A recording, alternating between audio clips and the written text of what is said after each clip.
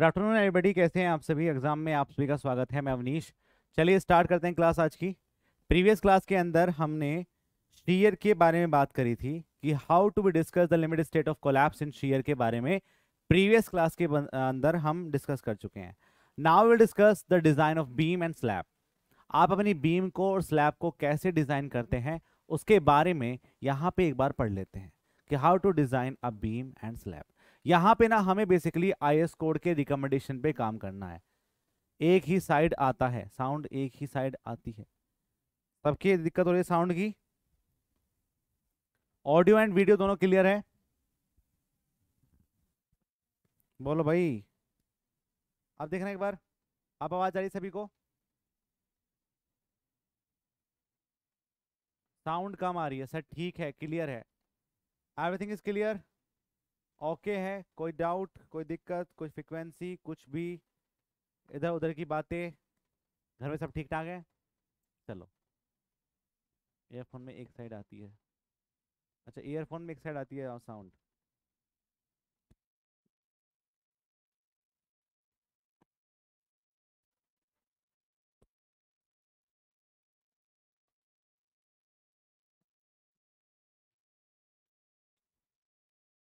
Voice test zero करो, zero ही का रखा है भाई मैंने तो। Hello, hello, hello.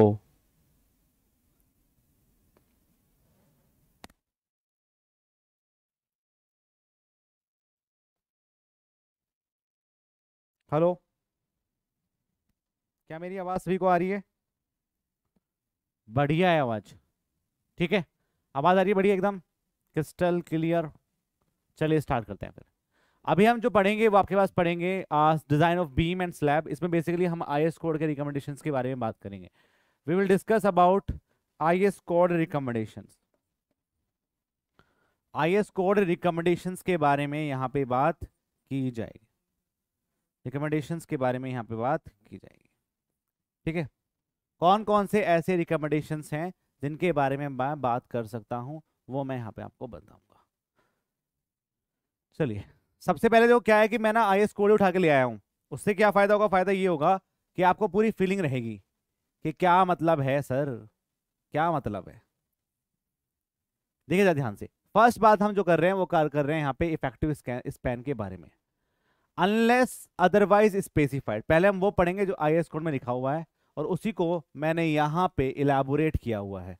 बोला गया आपसे, unless otherwise specified the effective span for member shall be follows. यदि आपकी सिंपली सपोर्टेड बीम है और स्लैब है, the effective span of member that is not built integrally with it support shall be taken as clear span plus the effective depth of slab और beam और centre to centre support whichever is less. मेरी बात सबको समझ में आ रही है क्या बोल रहा हूं मैं? एक बार थम्स अप कर देंगे यदि आवाज और वीडियो ऑडियो दोनों क्लियर है तो। एक बार लास्ट मोमेंट पे थम्स अप कर दीजिए, वरना मैं बोलता रहा हूं और किसी को कुछ पता नहीं चल रहा क्या हो रहा है।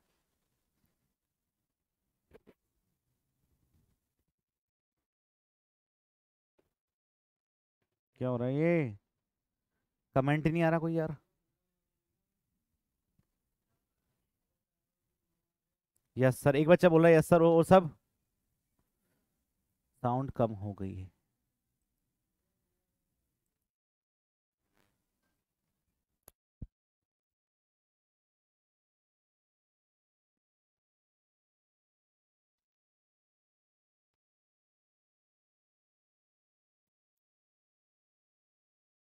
चलो कोई नहीं, अब आएगी आवाज, ठीक है। देखो जरा ध्यान से,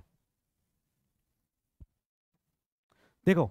बोला गया आपसे यदि आप सिंपली सपोर्ट बीम और स्लैब की बात कर रहे हैं तो उसमें जो इफेक्टिव स्पैन होगा, आवाज थोड़ी स्लो आ रही है, पता नहीं क्यों आ रही है।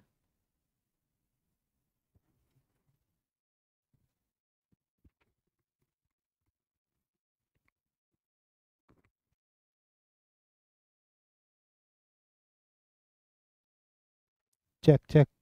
Hello hello hello. क्लियर है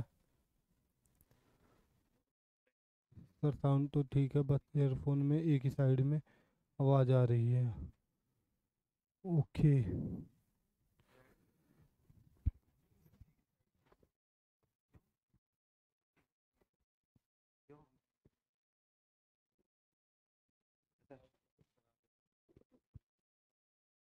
नया मंगाया हमने।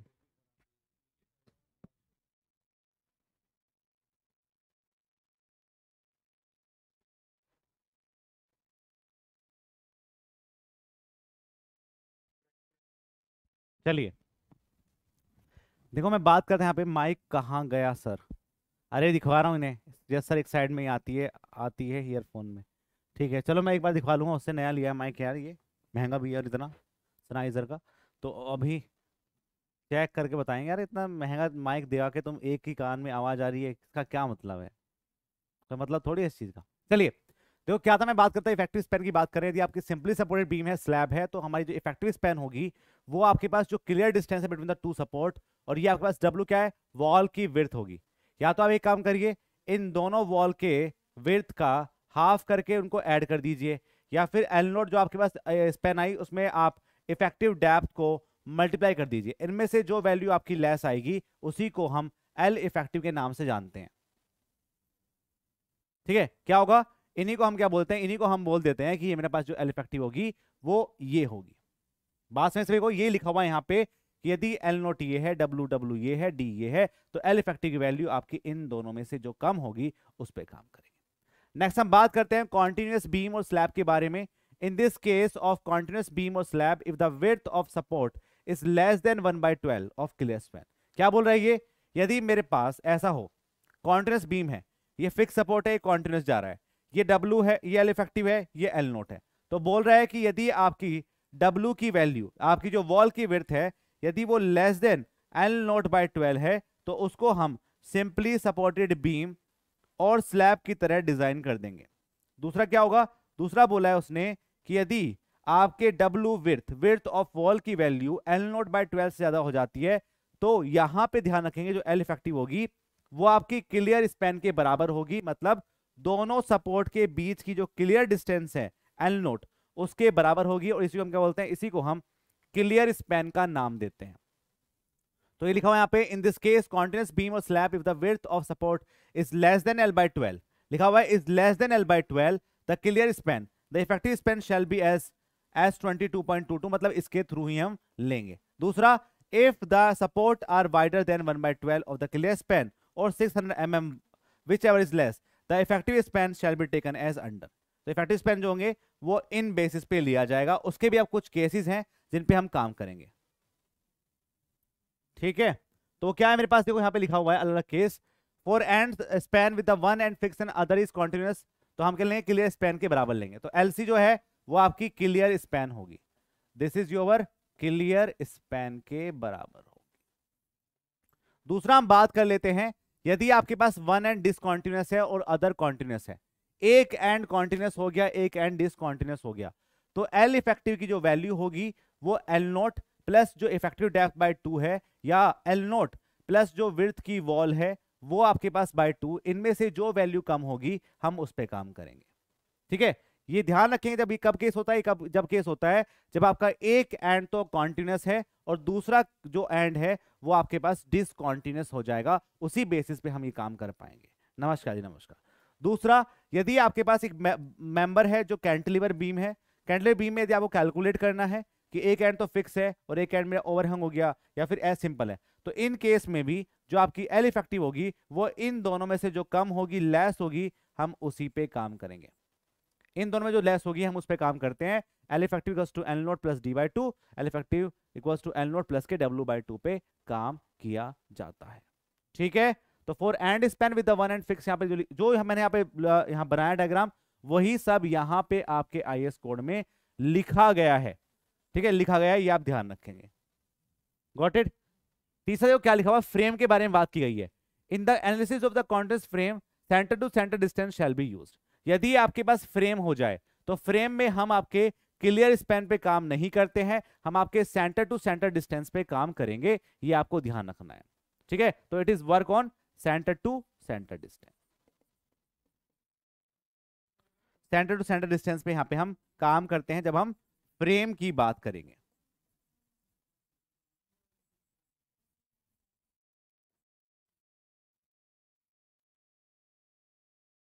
ठीक है, फ्रेम के बारे में हम बात करेंगे। केस बी में तो कैंटिलीवर की तरह ही है ना,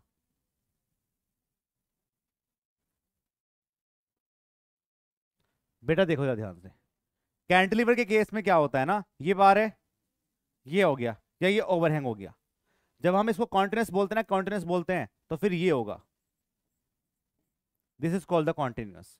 ठीक है, तो दोनों में डिफरेंस ये है। सेंटर टू सेंटर डिस्टेंस मतलब आपके जो दो सपोर्ट है, मेरे पास ये है एक सपोर्ट, एक सपोर्ट मेरे पास ये है, तो हम इसका सेंटर, इसका सेंटर, इनके सेंटर टू सेंटर डिस्टेंस पे काम करते हैं। दो सपोर्ट के मिड पॉइंट से हम जब डिस्टेंस को कैलकुलेट करते हैं ना राज भाई साहब, इसी को हम सेंटर टू सेंटर डिस्टेंस बोलते हैं। और जगदम्बा जी आपको समझ में आ गया होगा कि हम कैसे काम कर रहे हैं। ठीक है, नेक्स्ट,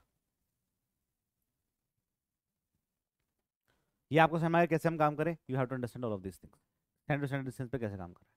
ठीक है, अब देखो क्या होता है, आईएस कोड है ना कुछ डिफ्लेक्शन क्राइटेरिया के बारे में भी, जब भी आप अपनी बीम को डिजाइन करते हैं ना, तो आप सेंटर टू सेंटर डिस्टेंस तो कैलकुलेट कर ही चुके हैं, इफेक्टिव स्पैन तो कैलकुलेट कर ही चुके हैं, लेकिन अब जो बारी आती है वो डिफ्लेक्शन की आती है कि आपके बीम के अंदर, या डिफरेंट टाइप की बीम आप यूज कर रहे हैं, कैंटिलीवर यूज कर रहे हैं, सिंपल सपोर्ट यूज कर रहे हैं, या फिर आप कॉन्टिन्यूस बीम को यूज कर रहे हैं, तो उसके अंदर स्पैन भी अलग अलग होगी, तो वहां पे जो डिफ्लेक्शन क्राइटेरिया होगा वो भी अलग अलग ही हो जाएगा। तो उसके लिए आपका आईएस कोड क्लोज नंबर 23.2 बोलता है कि कंट्रोल ऑफ डिफ्लेक्शन, क्या बोलता है ये, the deflection of the structure of the part therefore shall not be adversely effect to appearance the efficiency of this. क्या बोलता है, यदि आपके बारे में कोई फिनिशिंग की बात की गई है और बोला गया है कि आपकी मेंबर ऑल लोड को इंक्लूड कर रहा है, और इंक्लूड किसको कर रहा है, इफेक्ट ऑफ टेम्परेचर को कर रहा है, क्रीप को कर रहा है, श्रिंकेज को कर रहा है, and measured from the as cast level, आपके कास्टिंग लेवल से आप उसको कैलकुलेट कर रहे हैं, of support of the floor, roof and other horizontal member, ये वैल्यू कभी भी आपकी नॉट एक्सीड स्पैन बाय 250। ये मैंने आपको प्रीवियस क्लास में बताया था कि जब भी आपको मेंबर की स्पैन के बारे में पता हो और ये बोला गया हो कि उसने ऑल लोड को इंक्लूड किया है, चाहे वो आपका डेड लोड हो, लाइव लोड हो, ठीक है, और बिफोर द पार्टीशंस पे काम किया गया है, आप रूफ लेवल पे कैलकुलेशन कर रहे हैं, तो ये वैल्यू आपकी स्पैन बाय 250 हो जाएगी।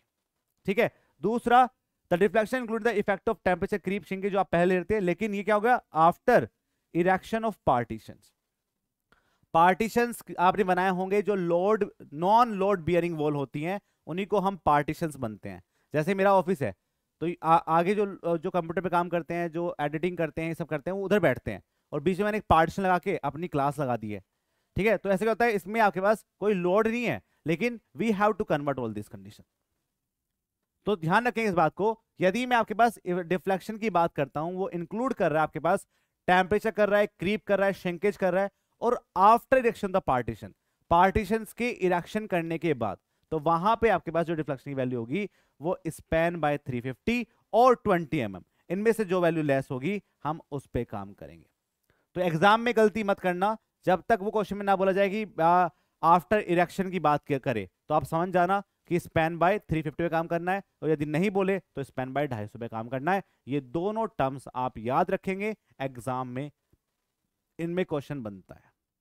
ठीक है ब्रो, नेक्स्ट हम बात करते हैं कि ये तो बात हो गई जब हमें मेंबर के बारे में कुछ स्पेसिफाइड नहीं है, बस लोड का पता है कि लोड कैसा लग रहा है। दूसरा होता है कि जब हम आपकी मेंबर में वर्टिकल डिफ्लेक्शन की बात करते हैं कि हम वर्टिकल डिफ्लेक्शन कितना ले सकते हैं, तो वो आपके एक रेशो पे डिपेंड करता है, वो आपका होता है स्पैन बाय डी का रेशो, और ये आपके शॉर्ट टर्म डिफ्लेक्शन को डिस्क्राइब करेगा। The vertical deflection limit may be generally assume to satisfactorily provide the span to depth ratio are not greater than the value of obtain below. तो हम क्या करेंगे, हम यहाँ पे डिफरेंट टाइप के इफेक्टिव स्पैन और इफेक्टिव डेप्थ के रेशो के रिस्पेक्ट में आपके वर्टिकल डिफ्लेक्शन को कैलकुलेट करेंगे और उसको लिमिट कर देंगे। कैसे, कैंडुलर केस में ये वैल्यू आपकी 7 होती है, सिंपली सपोर्टेड के केस में ये वैल्यू आपकी 20 होती है, और कॉन्टिन्यूस के केस में ये वैल्यू आपकी 26 हो जाती है। ये आपको ध्यान रखना है, एग्जाम में एसएससी में कई बार क्वेश्चन पूछा गया है, ये ध्यान रखेंगे। ये जो वैल्यू है ना, वो तब तक के लिए ही आपके एप्लीकेबल होगी जब स्पैन की वैल्यू 10 मीटर या उससे छोटी हो। जैसे ही आपके स्पैन की वैल्यू 10 मीटर से बड़ी हो जाएगी, we will not work on this values, हम इस वाली वैल्यू पे काम नहीं कर पाएंगे। फिर क्या करेंगे, फिर यदि मुझे निकालना है कि स्पैन बाय डी मेरा मान लो 20 आया और मेरी जो स्पैन है वो 10 मीटर से बड़ी है, if span is greater than 10 metre, तो हम क्या करेंगे, इसमें 10 बाय स्पैन का मल्टीप्लीकेशन कर देंगे। 10 बाय स्पैन का यहाँ पे हम मल्टीप्लीकेशन कर देते हैं, and that is called the condition. लेकिन ध्यान रखेंगे ये 10 मीटर तक का जो क्राइटेरिया है ना, वो सिर्फ सिंपली सपोर्टेड बीम और कंटिन्यूअस बीम के केस में ही हो पाता है। कैंडलर केस में यदि वैल्यू आपकी 10 मीटर से ज्यादा हो या कम हो तो हम उस क्राइटेरिया पे काम नहीं कर पाते। क्यों? क्योंकि क्या होता है, कैंडलर बीम के केस में हम एग्जैक्ट कैलकुलेशन करते हैं आपके डिफ्लेक्शन की, तो हमें इस अप्रोक्सीमेशन पे काम नहीं करना है, हम सिंपल कैलकुलेट कर सकते हैं in the case of cantilever beam. ठीक है, तो कैंडलर बीम के केस में जब हम एक्यूरेशन कैलकुलेशन कर सकते हैं तो हमें 10 बाय स्पैन करने की जरूरत नहीं है, वो सिर्फ सिंपली सपोर्टेड बीम में करते हैं और कॉन्टिन्यूअस बीम के अंदर की जाती है। ठीक है, तो ये बात आपको ध्यान रखना है। Got it? तो ये बात आपको ध्यान रखेंगे, एग्जाम में कई बार क्वेश्चन बन जाता है। अब बात करेंगे क्लोज नंबर 23.3 के बारे में बात कर लेते हैं। आईएस कोड का जो क्लोज नंबर 23.3 है वो क्या बोलता है? बोलता है slenderness limit for the beam to ensure the lateral stability. अब आपने बीम पे आपने क्या किया, ये मेरे पास बीम सेक्शन है और इससे कनेक्टेड मेरे पास एक बीम ये है।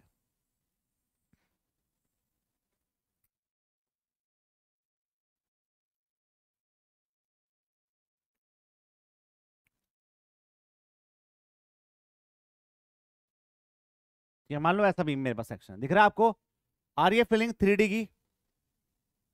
तो क्या हो गया, यदि मैंने इस पे पी लोड लगाया लेकिन इस मेंबर आपके इस डायरेक्शन में ना झुके, लेकिन इससे जो कनेक्टेड मेंबर है क्या उसकी स्टेबिलिटी भी तो हमारे लिए इंपॉर्टेंट होगी। तो हो सकता है कि उसके अंदर कुछ ना कुछ क्रैक बन जाए, तो उसके लिए हमें अपने बीम सेक्शन के अंदर लेटरल स्टेबिलिटी पे काम करना पड़ता है। क्या करना पड़ता है? लेटरल स्टेबिलिटी पे काम करना पड़ता है कि जो कनेक्टेड मेंबर है ना इससे, उसके परपेंडिकुलर डायरेक्शन में कोई भी अनस्टेबिलिटी ना रह पाए, कोई क्रैक ना बन जाए। तो उसके लिए हम, या फिर डिफ्लेक्शन जो यहां पे हो वो आपकी परमिसिबल लिमिट में हो, उसके लिए हमारे पास कुछ क्राइटेरिया है। वो आपकी सिंपली सपोर्टेड बीम और कॉन्टिन्यूअस बीम के लिए अलग होता है, और कल को आपके पास कैंटिलीवर बीम हो जाए तो उसके लिए वैल्यू अलग होगी। ठीक है, तो हम क्या करेंगे, सिंपली सपोर्टेड बीम यदि है और जो कॉन्टिन्यूअस बीम है वो है proportional that the clear distance between the two lateral restaurant. यदि आपके टू लेटरल रेस्ट्रेंट के बीच में जो क्लियर डिस्टेंस है, जो क्लियर डिस्टेंस आपकी होगी, मतलब जो आपकी स्पैन होगी, जो आपकी स्पैन होगी, उस स्पैन की वैल्यू 60b, ठीक है, 60b और 250b स्क्वायर बाय डी, इनमें से जो वैल्यू कम होगी उसी से हम कैलकुलेट करेंगे, उसी को हम स्पैन मान के काम करेंगे। ठीक है, यदि आप इतने स्पैन पे काम करोगे तो आपका जो डिफ्लेक्शन होगा वो परमिसिबल रेंज में होगा। सर प्रोमो कोड मांग रहा है, हम एंटर नहीं हो पा रहे हैं। अरे तुम्हारे कमेंट दिख रहे हैं तो आप कहाँ नहीं आ पा रहे हो बेटा? प्रोमो कोड तो वैसे ही मांगता है वो, प्रोमो कोड तो वो वैसे ही मांगता है, तो उसमें एक दिक्कत क्या है? ठीक है, तो वो आप टेंशन मत छोड़ो, वो थोड़ा सा दिक्कत चल रही है ऐप के अंदर, इसलिए वो बाय नाउ का ऑप्शन दिखा रहा है, खरीदने के बाद भी हो जाता है, वो ठीक कर रहे हैं धीरे धीरे। ठीक है, कोई नहीं रुपेश जी, चलो आप तो आ गए, तो यहां पे ध्यान रखेंगे इस बात को। धन्यवाद, चलो चाय पी लो तुम भी।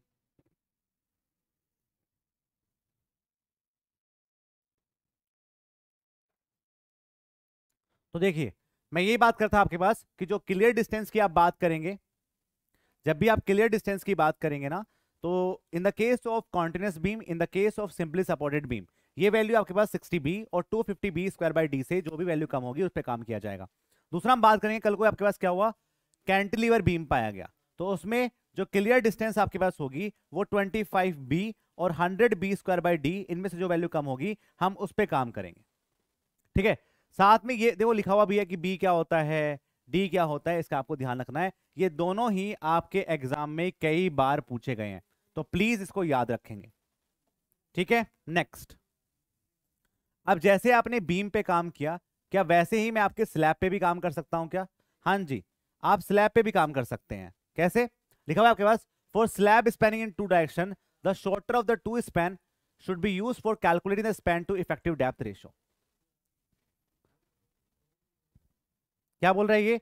वो ये बोल रहा है कि जब भी आप स्पैन बाय डेप्थ रेशियो पे काम करेंगे, ठीक है, तो यदि आपके पास स्लैब है और वो आपकी टू डायरेक्शन में जा रही है, आप कैसे बोलेंगे वन वे स्लैब है या टू वे स्लैब है? It is depend on the condition. यदि आपके L Y by L X की वैल्यू लेस देन 2 है, यदि आपके L Y by L X की वैल्यू ग्रेटर देन 2 है, तो बताओ कौन सी वन वे स्लैब है, कौन सी टू वे स्लैब है? क्या मतलब होता है वन वे स्लैब का, क्या मतलब होता है टू वे स्लैब का? बताओ। L Y by X less than 2, तो क्या ये टू वे स्लैब है, वन वे स्लैब है? अरे बता दो। आधो को तो ये कंफ्यूजन होगा, हमको पता है होता है कंफ्यूजन एग्जाम में। आगे समझाऊंगा कि हमेशा याद रहेगा आपके। हाँ मत बोलो, ये बोलो कि एल वाई बाई फर्स्ट वाला केस कौन सा है? फर्स्ट वाला केस कौन सा है? फर्स्ट वाला, ये फर्स्ट वाला केस कौन सा है और सेकंड वाला केस कौन सा है?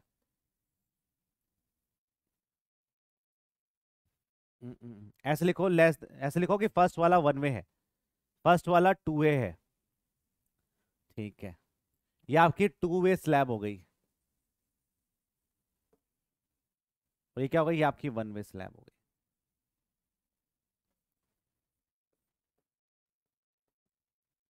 वन वे स्लैब, फर्स्ट वाला टू वे है, फर्स्ट वाला two way, two way, two way, two way. ठीक है, मतलब आपको पता है। देखो ध्यान रखेंगे इस बात को, वन वे और टू वे का मतलब ये होता है कि आपके पास जो स्लैब आप प्रोवाइड कर रहे हैं, ठीक है, उस सेकंड, उस स्लैब को जो आप प्रोवाइड कर रहे हैं उसके अंदर बेंडिंग मोमेंट का जो स्पैन है, बेंडिंग मोमेंट का जो रेशो है, वो हम किस पे काम करेंगे? ठीक है, तो क्या होगा उसके लिए हम क्या करते हैं, वन वे और टू वे पे काम करते हैं कि बेंडिंग मोमेंट कहां पे ज्यादा आ रहा है। तो ये बोल रहा है कि यदि आपके पास मेंबर जो है वो स्पैनिंग टू डायरेक्शन में जा रही है, मान लो क्या है, इस डायरेक्शन में भी जा रही है, ये आपकी मान लो एल वाई है और ये आपकी एल एक्स है, तो ये बोल रहा है कि जब भी आप बेंडिंग मोमेंट की कैलकुलेशन करेंगे तो आप हमेशा शॉर्टर स्पैन पे करेंगे, क्योंकि जो शॉर्टर स्पैन होगा वहीं पे सबसे ज्यादा बेंडिंग मोमेंट आएगा और वहीं पे डिफ्लेक्शन होने के चांसेस बढ़ सकते हैं। इसीलिए बोलता है कि जब टू वे पे आपके पास हो रहा हो, टू वे स्पैनिंग हो रही है, टू डायरेक्शन में आप बेंडिंग मोमेंट कैलकुलेशन कर रहे हैं, तो शॉर्टर स्पैन पे करिए, शॉर्टर स्पैन पे बेंडिंग मोमेंट की कैलकुलेशन अच्छी हो पाएगी और हम काम कर पाएंगे। सर इक्वल तो किस में आएगा? इक्वल नहीं होता बेटा, ठीक है, L Y by X is less than, ये L Y by X is less than equal to बोल सकते हैं आप, टू के बराबर, ठीक है, इसमें आ सकता है, इसमें तो हमेशा दो से बड़ी होती है। चलिए, for two way slab of shorter span up to 3 metre with a mild steel reinforcement the span to overall depth ratio given by below. ये पूछ रहा है, देखो जो आपने बीम में कैलकुलेट किया था ना, तो वो आपकी इफेक्टिव डेप्थ पे कैलकुलेट किया था, डिफ्लेक्शन क्राइटेरिया, लेकिन जब आप स्लैब पे काम करते हैं ना, तो जो स्पैन बाय डेप्थ रेशियो है ना, स्पैन बाय कैपिटल डी का रेशियो है, वो वैल्यू आपकी सिंपली सपोर्टेड स्लैब के लिए अलग होता है और कॉन्टिन्यूस स्लैब के लिए अलग होता है। कैसे? जो आपके पास सिंपली सपोर्टेड होगा उसके लिए 35 होता है और कॉन्टिन्यूस के केस में ये आपका 40 होता है। आईएस कोड ये बोलता है ये जो वैल्यू आपने कैलकुलेट की, ये आपके माइल्ड स्टील कंडीशन के लिए कैलकुलेट की। किसके लिए? माइल्ड स्टील कैलकुलेशन करते हुए हमने इनको कैलकुलेट किया। कल को आपसे बोला जाए कि यदि आप हाई डिफॉर्म बार पे काम करते हैं, हाई स्ट्रेंथ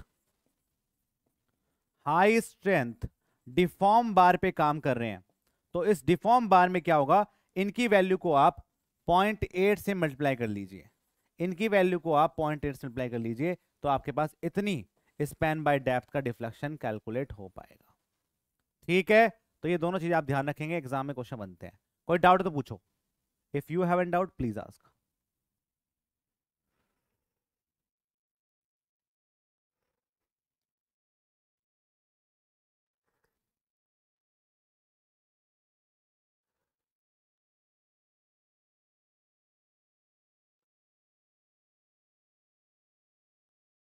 देखो आरसीसी में ना, आरसीसी में हर चीज का मतलब होता है। हाँ टू वे बैंडिंग तो देखो दोनों में ही होता है, लेकिन हम क्या करते हैं, दोनों में इसको मान के चल रहे हैं। यदि आप वन वे में भी काम कर रहे हैं, वन वे स्लैब आपके पास जो है, तो बैंडिंग मोमेंट दोनों में हो रहा है, लेकिन एक में इफेक्टिव हो रहा है, एक में इनइफेक्टिव हो रहा है। लेकिन टू वे में क्या होगा, दोनों में इफेक्टिव होगा। और वहां पे रेस्ट्रेंड और लगा देते हैं जिससे और इफेक्टिव हो जाए। ठीक है, मैं कह रहा था कि आरसीसी में ऐसी कोई चीज नहीं है जिसका कोई मतलब नहीं है। पॉइंट 8 का मतलब है डिफ्लेक्शन क्राइटेरिया। यदि आप HYSD बार को यूज करेंगे तो स्पैन बाय डी की वैल्यू आपके पास क्या होती है, हमेशा कम आती है। ये जो पॉइंट 8 है ना, ये कैलकुलेशन से आता है जब हम डिफ्लेक्शन कैलकुलेशन करते हैं। ठीक है, इन दोनों में HYSD बार में करेंगे, स्पैन में करेंगे, पूरा उसका डेरिवेशन है। मैं यहाँ पे दिखा नहीं सकता करने के लिए, पूरा टाइम लग जाएगा उसमें, लेकिन निकल के आता है उसमें। हम इसका भी रिफ्लेक्शन कैलकुलेट करते हैं, इसका करते हैं, फिर हम चेक करते हैं ये वैल्यू इससे कितनी कम आ रही है। ठीक है ब्रो, तो ऐसा नहीं है कि मैंने अपना लिख दिया पॉइंट 8 है, मैं तो ऐसे कर दूं कि हाँ इसको ने बोला है तो इतना यूज करो, नहीं। ये आपके कैलकुलेशन से आता है जब हम डिफ्लेक्शन की कैलकुलेशन करते हैं for simply supported beam and in the case of continuous beam करते हैं ना। आपने सुना भी होगा, मोमेंट एरिया मेथड लगा के हम पूरा डिफ्लेक्शन कैलकुलेट कर लेते हैं और तब हम इसको बोलते हैं। ठीक है, तो बट लेकिन अभी हमको इतना नहीं सोचना है कि कहाँ से आया, हमको सीधा याद करना है पॉइंट 8। एग्जाम में पूरा डायरेक्शन नहीं पूछेगा, पॉइंट 8 पूछेगा। ठीक है, यहाँ तक कि मेंस में नहीं पूछेगा, तो हमको क्यों इस चक्कर में पड़ना है अभी, हमको बस याद करना है इसका पॉइंट 8 टाइम्स होता है, तभी एग्जाम क्रैक हो पाएगा यार। वरना क्रैश कोर्स के नाम पे धब्बा हो जाऊंगा मैं कि पता नहीं क्या क्या पढ़ाए जा रहे हैं। चलिए, अब देखो क्या होगा बीम के केस में। आपको ये लिखा हुआ है स्लैब के केस में कि मिनिमम रेनफोर्समेंट कितना होता है, मैक्सिमम रेनफोर्समेंट हम कितना यूज करते हैं। तो यहां पे साथ में स्लैब के केस में भी लिख देते हैं, मतलब बीम के केस में लिख देते हैं मिनिमम रेनफोर्समेंट कितना होगा। तो AST by BD is equals to 0.85 upon FY। ठीक है, तो क्या होता है, ये आपका मिनिमम रेनफोर्समेंट होता है जो हम कैलकुलेट करते हैं। मैक्सिमम रेनफोर्समेंट कितना होता है, मैक्सिमम रेनफोर्समेंट कितना होगा, तो आप बोलोगे AST, या ऐसे बोल सकते हैं दिस इक्वल्स टू 0.4% या 4% लिख लो इसको, 4% ऑफ B इंटू डी, जो आपका टोटल क्रॉस सेक्शन एरिया होगा उसके B इंटू डी के बराबर होगा। ऐसे क्या होता है जब स्लैब की बात करते हैं तो स्लैब की थिकनेस काफी कम होती है, तो वहां पे जो मिनिमम रेनफोर्समेंट है ना वो अलग अलग होता है, माइल्ड स्टील कंडीशन में और HYSD बार की कंडीशन में। जबकि यहां पे हम बोल सकते हैं कि मिनिमम रेनफोर्समेंट आपका चेंज होगा, लेकिन मैक्सिमम रेनफोर्समेंट हमेशा आपका सेम रहता है। ठीक है, तो कितना होगा वो आपका हो जाएगा 0.12% और of BD for the other, 0.15% for the mild steel bar. Mild steel case में हम ज्यादा रेनफोर्समेंट की स्टील दे पाएंगे, जबकि HYSD बार में आधा मतलब क्या है, HYSD बार की बात कर रहा है। ठीक है, क्लास की वॉट वॉट लगा देंगे आज ये ठीक है, तो HYSD बार के अंदर क्या होगा, HYSD बार के अंदर हम आपके पास जो रेनफोर्समेंट यहां पे लेके चलेंगे वो 0.12% ऑफ BD पे काम करेंगे। ठीक है, तो यहां पे ग्रोस एरिया पे काम किया जाता है, और ये मिनिमम है, वो मिनिमम ये होगा, ये मिनिमम ये होगा। डेप्थ कौन सा होगा, कौन सा, जब भी हम रेनफोर्समेंट पे काम करते हैं ना, ठीक है, जब भी हम रेनफोर्समेंट पे काम कर रहे हैं तो वो कितना होगा, ग्रोस एरिया लेके ही चलेंगे। यहां पे क्या है, जब भी हम मिनिमम रेनफोर्समेंट पे काम कर रहे थे तो हमने स्मॉल डाया पे काम किया था, मतलब इफेक्टिव डायमीटर, इफेक्टिव डेप्थ पे काम किया था। लेकिन यहां पे हम ग्रोस पे काम करते हैं क्योंकि बहुत सेक्शन छोटा है, कहां से उसकी इफेक्टिव डेप्थ कैलकुलेट करते फिरोगे, तो हम क्या करते हैं, ग्रोस डेप्थ पे ही काम कर लेते हैं जब हम स्लैब पे काम करते हैं। क्या बोल रहा है सर, बाय वॉल्यूम कितना होगा, कितना वॉल्यूम लेते हैं। यदि मैं बोलूं कि स्टील कितना रेनफोर्समेंट आप डाल रहे हैं तो कितना परसेंट होता है, ये भी क्वेश्चन आपके एग्जाम में आया हुआ है। अपने आप बताओ कि यदि आपको ये नहीं पता कि सेक्शन क्या है, बस ये बोला गया है कि बीम सेक्शन में जो आप रेनफोर्समेंट डालते हैं वो टोटल कॉन्क्रीट सेक्शन का कितना परसेंट होगा, कॉन्क्रीट सेक्शन का कितना परसेंट होगा, वो आपसे एग्जाम में क्वेश्चन पूछा जाता है। बोले कितना होगा, जल्दी बोलो, अरे कोई तो बोल दो यार, मैंने यूट्यूब पे क्वेश्चन करवाया है तब भी नहीं बता पा रहे तुम। एक बच्चा, ए बाबा एक बच्चा बता दे यार कोई। 1%, 1% ही लेते हैं बस, 8%। वाह जी वाह लड़को, आपने तो कॉलम को फेल कर दिया। कॉलम बोल रहा है मुझे धिक्कार है अपने ऊपर। ठीक है, तो बेसिकली ध्यान रखेंगे जब भी आप रेनफोर्समेंट की बात करेंगे ना, जब आपको स्पेसिफाइड नहीं किया गया है और वॉल्यूम के टर्म में आपको कैलकुलेट करना है, तो ध्यान रखना ये आपका 0.6% से लेके 1% बाय वॉल्यूम हम कैलकुलेट करते हैं आपका स्टील रेनफोर्समेंट। ठीक है, तो 0.6 से 1% बाय वॉल्यूम पे हम काम किया जाता है। ठीक है, ये आपके केस में है, बीम के केस में है। दूसरा, जो आप डायमीटर ऑफ रेनफोर्समेंट पे काम करेंगे, वो डायमीटर ऑफ रेनफोर्समेंट आपकी स्लैब के थिकनेस बाय 8 से ज्यादा नहीं होना चाहिए, हमेशा काम पे ही काम करेंगे। ठीक है, लेस देन होना चाहिए 1/8 से आपकी थिकनेस ऑफ स्लैब। इस पे भी आप काम करना, ये आपको दोनों याद रखने हैं। एग्जाम में जितना मैंने लिखा हुआ है ना, सब कुछ आ चुका है एग्जाम में, कोई फालतू बकैती नहीं है, सब याद करना है आपको। ठीक है, नेक्स्ट। अब देखो बात करेंगे पॉजिटिव मोमेंट टेंशन रेनफोर्समेंट की। आपका पॉजिटिव मोमेंट टेंशन रेनफोर्समेंट होता क्या है? जहां पे आपके पास सैगिंग मोमेंट बन रहा होगा वहां टेंसाइन रेनफोर्समेंट पॉजिटिव होगा, जहां पे हॉगिंग बन रहा होगा वहां पे नेगेटिव मोमेंट हो रहा होगा। ये तो आप समझते हैं ना। अब देखो क्या लिखा हुआ है यहाँ पे, यदि आप positive moment tension reinforcement calculate कर रहे हैं तो लिखा हुआ है at least 1/3 of tensile reinforcement in simply supported beam and 1/4 of tensile reinforcement in the continuous beam into the support to the length of LD/3। क्या बोल रहा है ये बोल रहा है कि जब हम पॉजिटिव मोमेंट की बात करते हैं तो जितना रेनफोर्समेंट आपने प्रोवाइड किया उस रेनफोर्समेंट का बाय 4 आप अपने मेंबर के, जहां पे कॉलम और बीम जुड़ रहा है, उसके अंदर इंबेडेड करते हैं। वो कितना होता है? वो जितना रेनफोर्समेंट आपने प्रोवाइड किया उसका बाय 3rd, और कितनी लेंथ पे? LD/3 लेंथ पे, इन the case of simply supported beam. दूसरा, यदि मैं बात करूं कि कॉन्ट्रास्ट बीम के केस में क्या होगा, या आपके पास कोई और मेंबर मेरे पास हो जाएगा, ठीक है, ये कॉन्ट्रास्ट बीम के केस में कितना होगा, तो कितना होगा? जितना आपने रेनफोर्समेंट दिया उसका बाय 4 आप अपने सपोर्ट के अंदर लेके चलेंगे। उसको क्या बोलते हैं? उसी को हम बोल देते हैं कि भैया ये जो मोमेंट होगा ये आपका पॉजिटिव मोमेंट होगा। ठीक है, एक बात और समझेंगे, जितना भी आपका स्पैन मूवमेंट होता है, दो तरह के मूवमेंट होते हैं। एक होता है मेरे पास कि सपोर्ट मूवमेंट होगा जहां पे हॉगिंग होगी, एक होता है मेरे पास स्पैन मूवमेंट। स्पैन मूवमेंट हमेशा पॉजिटिव वे में पाया जाता है ना, और वो हमेशा सैगिंग देगा। तो ये आप देख रहे हो कि ये मेरे पास क्या था? स्पैन मूवमेंट था, स्पैन की वजह से रिइंफोर्समेंट आया। तो इसका हम कितना इसके सपोर्ट के अंदर देंगे, वो ऐसे क्वेश्चन एग्जाम में पूछ सकता है आपसे। तो आपको ध्यान रखना है कि जब भी पॉजिटिव मूवमेंट की बात की जाए और टेंशन रिइंफोर्समेंट की बात की जाए, तो इन the case of simply supported beam ये आपके ASD/3 होगा, LD/3 पे ले जाएगा। यदि आप कॉन्ट्रेस्ट पे काम करेंगे तो आपका ASD/4 होगा और LD/3 की डिस्टेंस पे ये लिया जाएगा। ऐसे क्वेश्चन आपके एग्जाम में बनते हैं। Once more explain. देखो बेटा, समझो बेटा, आसान भाषा में समझो। ये मेरे पास क्या है? बीम है, ये मेरे पास कॉलम है, ठीक है, ये मेरा सपोर्ट है, ये मेरे पास पूरा स्पैन है। अब जब हमने रेनफोर्समेंट प्रोवाइड किया होगा तो बैंडिंग मोमेंट कैसा बना होगा? कुछ बैंडिंग मोमेंट आपका सैगिंग बना होगा, कुछ बैंडिंग मोमेंट आपका हॉगिंग बना होगा। तो जो आपका ये स्पैन मोमेंट है ना, ये बेसिकली आपका सैगिंग बनता है। इसको हम पॉजिटिव टेंसाइल रेनफोर्समेंट के बेस पे डिस्क्राइब करेंगे। और जो आपका ये सपोर्ट मोमेंट है ना, जो आपके इसके ऊपर बार पे आपने दिया होगा, जहां पे कंप्रेशन हो रहा होगा वहां पे भी आपने दिया होगा इसको, तो क्या होगा? वहां के मोमेंट को हम हॉगिंग मोमेंट के नाम से जानते हैं। तो वो ये बोल रहा है कि जब आप पॉजिटिव मोमेंट पे काम करते हैं ना, तो जब जहां पे ये बीम कॉलम से जुड़ रहा है, तो हम जब डेवलपमेंट लेंथ प्रोवाइड करेंगे, एक तो डेवलपमेंट लेंथ होगी कितनी? तो वो LD/3 होगी। इस केस में भी LD/3 होगी, इस केस में भी LD/3 होगी। ये आपको क्लियर हो गया।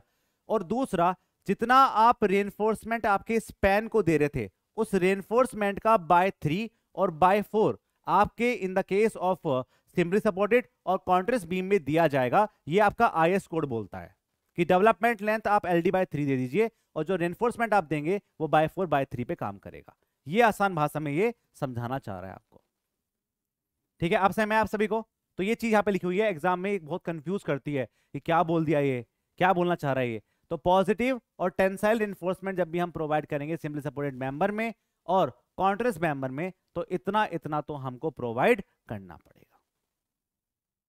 जिसको समझ में आया वो बोलेंगे वाह वाह वाह वाह वाह वाह। देखो मुझे गर्मी लग रही है बेटा, बट हम क्या करें, बाहर से आवाज इतनी आ रही है। क्लियर है? अरे कुछ तो बहुत बता दो भाई, कुछ समय में आ रहा है बेटा, या हमको सर नींद आ रहा है। अब बज चुके हैं 3, कितना पढ़ाओगे यार? इतना कोई पढ़ाता है क्या? AC चला लो सर। यार AC बाहर वाले रूम में लगा हुआ है, इसका भी फिटिंग नहीं हुई है। इसको बोल रहा है कि टाइम चाहिए। अब क्लास चलती रहती है पूरे दिन, सुबह से मैं लग जाता हूँ, फिर दोपहर में कोई और लग जाता है, तो टाइम ही नहीं मिल रहा यार, भावलगढ़ में लगा हुआ है, वहां से आवाजें आ रही हैं इतनी, तो बंद ही कर दिया मैंने गेट। कोई नहीं, थोड़ा कर लो एडजस्ट यार। नेक्स्ट, नेक्स्ट हम बात करेंगे नेगेटिव मूवमेंट की। आप देख रहे होंगे रेनफोर्समेंट कहाँ प्रोवाइड किया, तो कैंटिलीवर बीम में ऐसे आपने किया होगा कि यहाँ पे क्या होगा, नेगेटिव मूवमेंट आपके पास क्या हो गया, हॉगिंग मूवमेंट दे रहा है। क्या दे रहा है, हॉगिंग। तो हॉगिंग में क्या होगा, हॉगिंग में ऐसा होगा, तो जहां पे टेंशन, देखो सिंपल बात समझो ना, नवरत्न लगा लो, ये क्या है मेरे पास, ये बार है, यदि ये सैगिंग मूवमेंट दे रहा है तो ये ऐसा बनेगा और ऐसा बनेगा, तो यहां पे टेंशन होगा और यहां पे कंप्रेशन होगा, तो रेनफोर्समेंट यहां पे प्रोवाइड किया जाएगा ना मेरे भाइयों और बहनों। तो दूसरा क्या होगा, यदि आपका सैगिंग मूवमेंट होगा, क्या होगा, ये सैगिंग मूवमेंट होता है, तो ये ऐसा बनेगा और ऐसा बनेगा, तो टेंशन आपको यहां क्रिएट करना पड़ेगा ना, तो इसी को हम बोल देते हैं नेगेटिव मूवमेंट, जो आपके सपोर्ट पे प्रोवाइड किया जाएगा। क्योंकि हमेशा स्पैन मूवमेंट में बेसिकली हर केस में, मैक्सिमम केस में आपके पास क्या होता है, हमेशा पॉजिटिव मूवमेंट आएगा, स्पैन के अंदर टेंसाइल मूवमेंट पॉजिटिव आएगा, जबकि इन द केस ऑफ आपके सपोर्ट में हॉगिंग मूवमेंट आता है और उसकी वैल्यू नेगेटिव होती है। तो वो ये बोल रहा है कि नेगेटिव मूवमेंट में ये बोलता है कि आपको नेगेटिव मूवमेंट टेंसाइल रिइंफोर्समेंट में एएसटी पे ही काम करना जितना रिइंफोर्समेंट आपने दिया, और पूरा डेवलपमेंट लेंथ प्रोवाइड करनी पड़ेगी। जो आपकी स्पैन मूवमेंट है ना, स्पैन की जो रिइंफोर्समेंट है उसका डेवलपमेंट लेंथ एलडी के बराबर, और उतना ही रिइंफोर्समेंट आपको प्रोवाइड करना पड़ेगा, और ये मैक्सिमम डी इफेक्टिव और 12 से आगे जाके होगा। ये आपके पास स्पैन मूवमेंट है, इससे डी और 12 आगे जाओ और उसका एलडी दो, और वो एलडी की वैल्यू आपके एएसटी के बराबर होगी। ठीक है, ये बोलना चाह रहा है वो आपसे, समझ में बात क्या बोलना चाह रहा है बेटा, एक बात समझो, ये रेनफोर्समेंट आप प्रोवाइड कर रहे हैं स्पैन का, ठीक है, इस स्पैन से कितना आगे जाऊं सपोर्ट के अंदर, तो बोल रहा है कि पहले डी और 12 जाओ, और उसके अंदर जो आप रेनफोर्समेंट प्रोवाइड करेंगे वो एलडी लेंथ का करेंगे, डेवलपमेंट लेंथ जो एलडी होगी उसका करेंगे, और वो जब आप करेंगे उसमें जो आप रेनफोर्समेंट प्रोवाइड करेंगे वो उतना ही होगा जो आपके स्पैन के मूवमेंट के अंदर रेनफोर्समेंट प्रोवाइड किया होगा आपने, वही उतना ही आप सपोर्ट के अंदर प्रोवाइड करेंगे। ये बोलना चाह रहा है आपका ये मेंबर, ठीक है। नेक्स्ट, नेक्स्ट हम बात करते हैं, हाँ ठीक है, स्पेसिंग ये हम करेंगे कल, लेकिन अभी हम इसको करते हैं पहले, चलिए इसको करिए। अब देखो क्या होगा, कॉन्टिन्यूस बीम के केस में यदि मुझे ये चेक करना है कि आपका मैक्सिमम स्पैन मूवमेंट क्या होगा, और मुझे ये चेक करना है कि आपका जो मैक्सिमम सपोर्ट मूवमेंट कहां पे होगा, तो उसके लिए मेरे पास डिफरेंट टाइप के वेरिएशन होते हैं। ये बोलता है कि यदि आपको मैक्सिमम मूवमेंट चाहिए, मैक्सिमम स्पैन मूवमेंट चाहिए, तो ये बोलता है कि कॉन्टिन्यूस बीम में जो डेड लोड और लाइव लोड का कॉम्बिनेशन है वो हमेशा आप क्या करिए, एडजेसेंट स्पैन पे दीजिए। भाई ये बोलना चाहता है कि जब भी आपको स्पैन मूवमेंट मैक्सिमम चाहिए, मतलब इसका मूवमेंट ज्यादा हो और सपोर्ट का मूवमेंट कम हो, तो वो तभी हो सकता है जब आप थोड़ा ऊपर ऊपर से चला गया। अरे कुछ नहीं है यार, सिंपल सी चीजें हैं। देखो ये देखो, ये आपकी कैंटिलीवर बीम है ना, कैंटिलीवर के केस में तो नहीं बता पाएंगे, खैर कॉन्टिन्यूस केस में देखो, ये पास क्या है, कॉन्टिन्यूस बीम है ये वाला, ठीक है। अब आपने सपोर्ट पे मूवमेंट दिया होगा, सपोर्ट पे हॉगिंग होगी ना, जब आप इस मेंबर को तोड़ेंगे तो स्पैन में तो यहाँ पे आ जाएगा, ये स्पैन में तो यहाँ पे आपके पास सैगिंग होगी, तो टेंशन यहाँ पे क्रिएट होगा, और सपोर्ट पे ऐसा बनेगा, ऐसा ऐसा और ऐसा, तो टेंशन यहाँ पे आ रहा है ना, तो यहाँ पे आप मूवमेंट, यहाँ पे आप रेनफोर्समेंट प्रोवाइड करोगे ना। तो ये पूछ रहा है कि जो आपने स्पैन का रेनफोर्समेंट प्रोवाइड किया उसका कितना मूवमेंट, उसका कितना मूवमेंट आप अपने सपोर्ट के अंदर देंगे। तो बोल रहा है कि पहले आप डी और 12 की वैल्यू को छोड़ो, इतना आगे बढ़ो, और फिर आप अपनी डेवलपमेंट लेंथ एलडी को प्रोवाइड करो, और यहां पे जो आप रेनफोर्समेंट देंगे वो उतना ही होगा जितना आपके स्पैन के मूवमेंट के बराबर एएसटी होगा। ये बोलना चाह रहा है ब्रो वो, ठीक है। तो ये आईएएस कोड का रिकमेंडेशन है कि यदि आप हॉगिंग मूवमेंट की बात कर रहे हैं ना, नेगेटिव मूवमेंट की बात कर रहे हैं, तो जितना आपके हॉगिंग में मूवमेंट होगा उसके लिए आपने स्पैन के अंदर कुछ ना कुछ मूवमेंट तो प्रोवाइड कर रखा होगा, उसका डी और 12 आगे जाके, और वहां पे एलडी डिस्टेंस पे एएसडी को ही प्रोवाइड करना है जितना आपके स्पैन के अंदर होगा। ये बोलना चाह रहा है, ठीक है।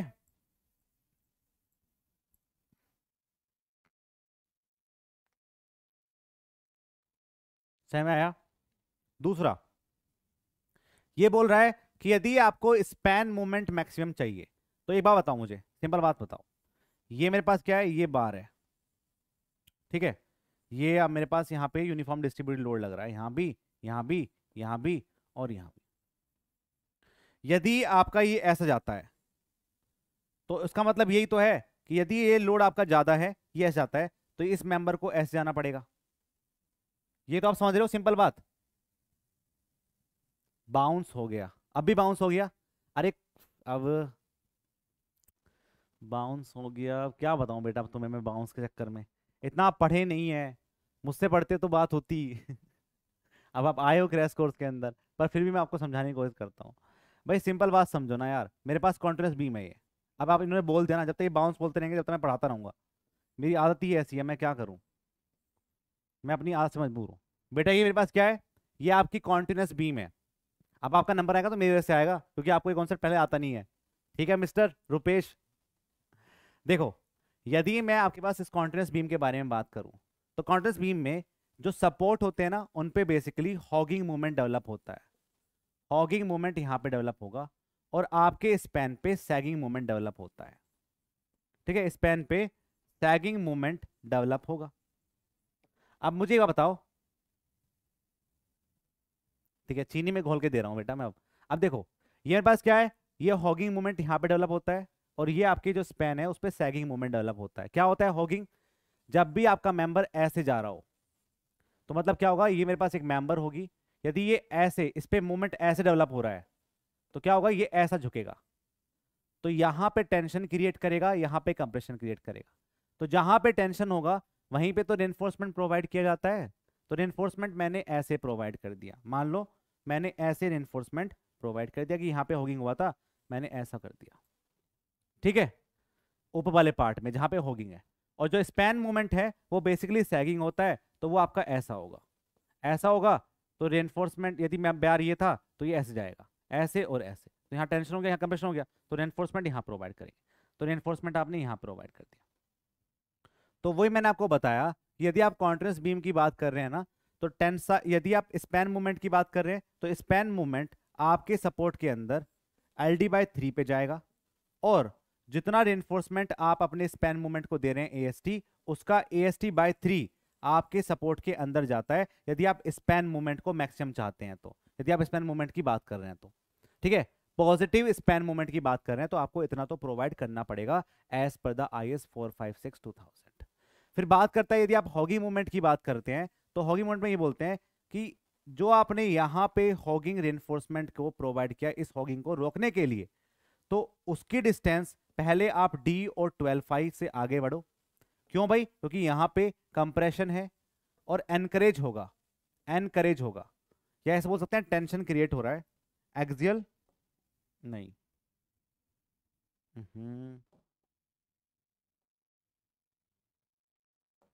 क्या हो रहा है,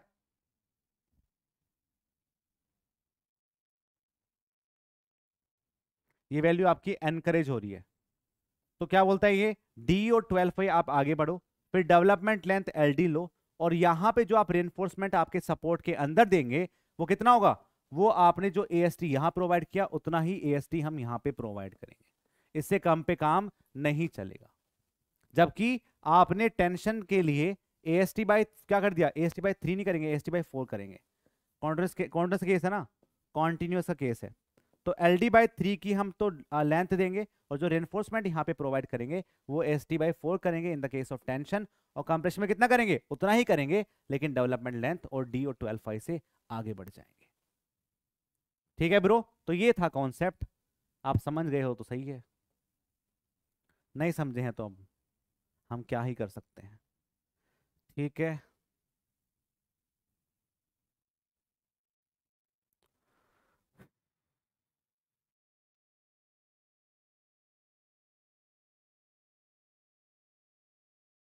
समय में आप सभी को नहीं आया, जल्दी बोलो। आ गया होगा यार, एक दो बार देख लेना, समय में आ जाएगा। ठीक है, कुछ नहीं है इसमें, देखो जरा ध्यान से। अब यहाँ पे क्या बोल रहे हैं हम, यहाँ पे ये मेरे पास एक कॉन्टिन्यूस बीम है, और आपने ना इसमें डेड लोड और लाइव लोड के कॉम्बिनेशंस पे काम किया। तो ये बोल रहा है कि कब मेरे पास मैक्सिमम स्पैन मूवमेंट होगा और कब मेरे पास मैक्सिमम सपोर्ट मूवमेंट होगा। तो उसके लिए कुछ केसेस होते हैं कि मैं अपने लाइव लोड को और डेड लोड को कहाँ पे लगाऊं, ऐसे क्वेश्चन आपके एग्जाम में बनते हैं। तो सिंपल बात समझो, यदि आपके पास डेड लोड और लाइव लोड यहाँ पे लगा हुआ है, और डेड लोड और लाइव लोड यहाँ पे लगा हुआ है, और फिर आपका डेड लोड लगा हुआ है, तो ये बताओ मुझे, यदि यहाँ पे लोड ज्यादा लगा होता और यहाँ पे कम लगा होता, सिंपल बात समझो, यहाँ पे लोड ज्यादा यहाँ पे कम, तो ये ऐसे जाएगा। अब यहाँ पे लोड कम हो गया तो फिर ये ऐसे जाएगा। तो उससे क्या हो गया, उससे यहाँ पे तो सैगिंग मूवमेंट हो गया, सैगिंग मूवमेंट, लेकिन यहाँ पे आपका हॉगिंग मूवमेंट हो जाएगा, यहाँ पे आपका हॉगिंग मूवमेंट हो जाएगा। उसको रोकने के लिए हम क्या करते हैं, दोनों तरफ इक्वल लोड ही लगा देते हैं। यदि मैं डेड लोड लाइव लोड मैंने यहाँ पे लगा दिया और यहाँ पे लगा दिया, तो ये स्ट्रक्चर ऐसी बनेगी। अब ये स्ट्रक्चर आपकी ऐसी बन जाएगी। ये मेरे पास क्या है, कॉन्टिन्यूअस बीम है, और यहाँ पे ऐसा स्पैन था, डेड लोड और लाइव लोड को मैंने यहाँ पे लगाया तो ये ऐसे जाएगा। अब मुझे पता है ये ऊपर जाएगा, जैसे ही यहाँ पे लोड कम होगा, तो मैंने यहाँ पे भी dead load plus live load ही लगा दिया, तो क्या हो गया, ये आपका ऐसा हो गया। ठीक है, अब ये आगे कैसे जाए मुझे मतलब नहीं है, क्योंकि क्या हो गया, जितनी इसके अंदर एनर्जी थी इसको ऊपर पहुंचाने की वो मैंने रिड्यूस कर दी, और आगे जाके और भी रिड्यूस हो गई। अब आप यहाँ पे डेड लोड लगा सकते हैं, तो उससे क्या हो गया, उससे आपका जो स्पैन मूवमेंट है वो आपका मैक्सिमम आ गया, क्योंकि दोनों में क्या हो गई, स्पैन मूवमेंट आपका पॉजिटिव और मैक्सिमम आ जाएगी। क्यों आ गई, क्योंकि यहाँ पे दोनों में ही सैगिंग हो रही है, दोनों में ही सैगिंग हो रही है। तो हम बोल देते हैं जब आप कॉन्टिन्यूअस बीम पे काम कर रहे हैं और आप ये चाहते हैं कि मैक्सिमम मूवमेंट कितना आए, maximum positive movement, span movement कितना आए, या मैक्सिमम पॉजिटिव मूवमेंट कितना आए, तो हमेशा अपने डेड लोड और लाइव लोड को हम एडजेसेंट स्पैन पे लगाएंगे। एडजेसेंट स्पैन मतलब क्या, इस पे भी और इस पे भी, फिर डेड लोड को लगाएंगे। इससे ऐसा हम काम करते हैं, तभी आपका स्पैन मूवमेंट मैक्सिमम आ सकता है, वरना और किसी केस में आपका स्पैन मूवमेंट मैक्सिमम नहीं आएगा। क्लियर, बताइए समझ में आया नहीं आया। ये चीजें लोगों के समझ में नहीं आती, मैंने आपको इतनी आसान तरीके से समझा दी है। नहीं आती समझ में लोगों को, एग्जाम में भी दिक्कत होती है, फिर कहाँ पे रखें लोड को। दूसरा, यदि आप ये चाहते हैं कि आपका जो सपोर्ट मोमेंट है वो आपका मैक्सिमम आए, तो आप एक काम करिए, यहाँ के लोड को बढ़ा दीजिए। ठीक है, मान लो ये L1 लोड था, ठीक है, और यहाँ के लोड को आपने कम कर दिया, ये आपका L2 लोड है। L1 की वैल्यू बड़ी है, L2 की वैल्यू छोटी है, तो क्या होगा, ये ऐसे जाएगा, ये ऐसे जाएगा, और यहाँ पे लोड कम है तो ये ऊपर ऊपर चला जाएगा ऐसे। तो क्या करेंगे, डेड लोड लाइव लोड को रखिए पहले, फिर डेड लोड को रखिए, फिर डेड लोड लाइव लोड को रखिए। उससे क्या होगा, जो ये सपोर्ट मूवमेंट है ये सबसे ज्यादा मैक्सिमम आएंगे। ठीक है, तो ये आपको बताना चाह रहा है कि कौन सी बार कहाँ पे रखेंगे। कोई क्लास में बच्चा ऐसा इसको समझ में नहीं आया, अब भी जल्दी बोलिए, तभी तो हम आगे बढ़ेंगे जब आपको समझ में नहीं आया। समझ आ रहा है धीरे धीरे, बोले धीरे धीरे, हल्के हल्के है वो तो, है ना, ये धीरे धीरे क्या होता है फिर, जल्दी बोलो। कोई बच्चा ऐसा जिसको समझ में नहीं आया, मेरे सर नहीं आया समझ में, मैं समझाता हूँ। देखो देखो ब्रो, ये मेरे पास क्या है, कॉन्टिन्यूअस बीम है, मेरा बीम खत्म होने वाला है बेटा, तो मुझे ज़्यादा ज़्यादा फर्क नहीं पड़ेगा। तो देखो जरा ध्यान से, ये क्या है मेरे पास, ये मेरे पास क्या है, सिंपल बात समझो, it is my continuous beam. मैंने यहाँ पे आपके एक यूनिफॉर्म डिस्ट्रीब्यूट लगाया, यहाँ पे यूनिफॉर्म लगाया, यहाँ पे यूनिफॉर्म लगा दिया, ठीक है, और यहाँ पे भी यूनिफॉर्म लगा दिया, ऐसे लगा हुआ है। तो आप देखो ध्यान से, यदि मैंने बोला कि मुझे ना स्पैन मूवमेंट मैक्सिमम चाहिए, स्पैन मूवमेंट मैक्सिमम चाहिए, तो स्पैन मूवमेंट मैक्सिमम तभी हो सकता है जब आपका स्पैन का मूवमेंट हमेशा सैगिंग का हो, क्योंकि सैगिंग मूवमेंट ही आपका पॉजिटिव मूवमेंट देता है। और सैगिंग मूवमेंट तभी आ सकता है जब आपके पास, यदि आपका यहाँ पे लोड लग रहा है, ठीक है, और मान लो ये L1 लोड है, इसकी वजह से मेंबर ऐसे जा रहा है, तो ये बहुत जरूरी है कि जब आपकी कॉन्ट्रास्ट बीम होगी तो इसका कुछ ना कुछ लोड आगे जाके अगले वाले सपोर्ट को ऐसे कर देगा, अगले वाले मेंबर में इस तरह का मूवमेंट क्रिएट कर देगा इसकी वजह से। ठीक है, उसको रोकने के लिए मैंने क्या किया, जितना मैंने L1 यहां प्रोवाइड किया था उतना मैंने L1 यहीं प्रोवाइड कर दिया, तो ये जो पहले ऊपर जा रहा था अभी क्या हो जाएगा, अब ये नीचे चला जाएगा। तो उससे क्या हुआ, उससे आपके पास सपोर्ट का मूवमेंट काफी कम हो गया और स्पैन का मूवमेंट बढ़ गया, स्पैन का मूवमेंट बढ़ गया क्योंकि दोनों ही सैगिंग हो गए। तो इसको रोकने के लिए ही हम बोल देते हैं कि जब भी आपको स्पैन मूवमेंट मैक्सिमम चाहिए तो हम क्या करेंगे, डेड लोड और लाइव लोड आपने लगाया और उसके एडजेसेंट में भी आप डेड लोड और लाइव लोड ही लगाएंगे, तो ये मेंबर ऐसे और ऐसे जाएगा।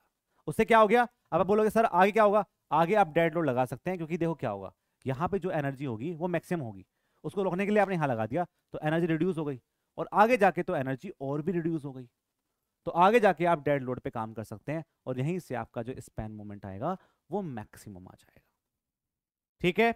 दूसरा, यदि आपको चाहना है कि हॉगिंग मोमेंट मैक्सिमम आए, ठीक है, या आप बोलो कि सपोर्ट मोमेंट आपका मैक्सिमम आए, तो फिर आप ऑल्टरनेट बार पे काम कर सकते हैं।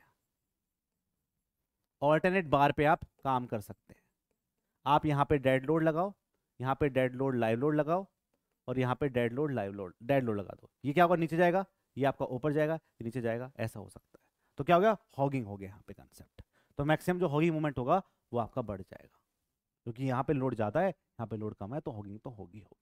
यहाँ पे हमने हॉगिंग को रोक दी, दोनों पे एक जैसे लोड को लगा के। इसलिए हम बोलते हैं कि जब भी आप एडजेसेंट सपोर्ट या एडजेसेंट स्पैन पे लगा देंगे तो आपका पॉजिटिव मूवमेंट मैक्सिमम आएगा, स्पैन मूवमेंट मैक्सिमम आएगा। यदि आप ऐसे काम करेंगे, ऑल्टरनेट पे लगाएंगे, तो आपका हॉगिंग मूवमेंट मैक्सिमम आएगा, मतलब सपोर्ट मूवमेंट मैक्सिमम आएगा।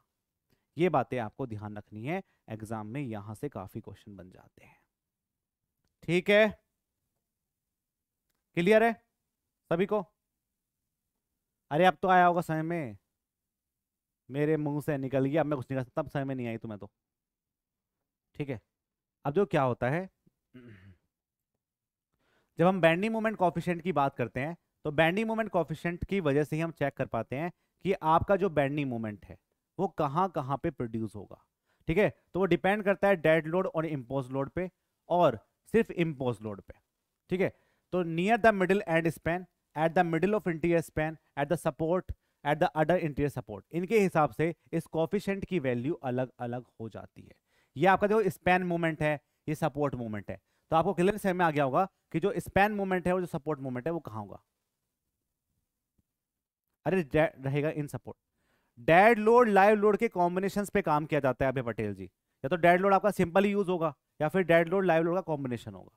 ठीक है, सिर्फ लाइव लोड के कॉम्बिनेशन पे काम नहीं कर सकते हम, क्योंकि पहले से आपके मेंबर के अंदर क्या है, यूनिफॉर्म डिस्ट्रीब्यूट लोड तो लग ही रहा है।